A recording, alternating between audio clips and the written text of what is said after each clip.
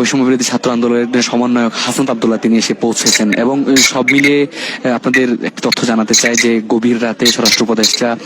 তার বাসভবনে আইন শৃঙ্খলা বাহিনীর বর্তমান পরিস্থিতি এবং চলমান বিভিন্ন ইস্যু নিয়ে কিন্তু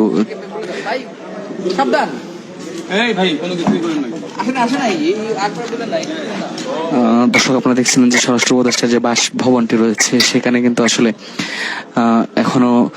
গণমাধ্যম কর্মী যারা আছেন তারা কিন্তু রয়েছেন। এবং সব মিলিয়ে যদি আপনাদের বলি, একটু আগে কিন্তু জরুরি সংবাদ সম্মেলন অনুষ্ঠিত হয়েছে এবং সেই সংবাদ সম্মেলনে কিন্তু বিভিন্ন বিষয়ে আলোচনা হয়েছে এবং আইন শৃঙ্খলা রক্ষাকারী বাহিনীর যে বর্তমান পরিস্থিতি সেটি নিয়ে কিন্তু আসলে আলোচনা সৃষ্টি হয়েছে।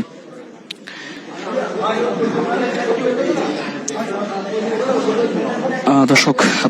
আপনাদের যুক্ত করেছি প্রধান উপদেষ্টার যে স্বরাষ্ট্র উপদেষ্টার যে বাসভবনটি রয়েছে সেখান থেকে। আপনারা জানেন যে একটু আগেই কিন্তু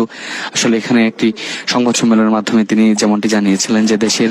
বর্তমান পরিস্থিতিতে আসলে কি করণীয় এবং দেশে চুরি ছিনতাই সহ নানা ঘটনা ব্যাপকভাবে বেড়েছে সেটি আসলে রোধে আইন শৃঙ্খলা রক্ষাকারী বাহিনীর যে অবস্থান সেটি কিন্তু তিনি জানানোর চেষ্টা করছিলেন। এবং তিনি যেমনটি আশ্বাস দিয়েছেন যে আগামীকালকে থেকেই এই বিষয়টি আসলে সুরাহা হবে এবং এটি নিয়ে কিন্তু ব্যাপকভাবে কাজ করবে আইন শৃঙ্খলা রক্ষাকারী বাহিনীর সদস্য যারা রয়েছেন তারা।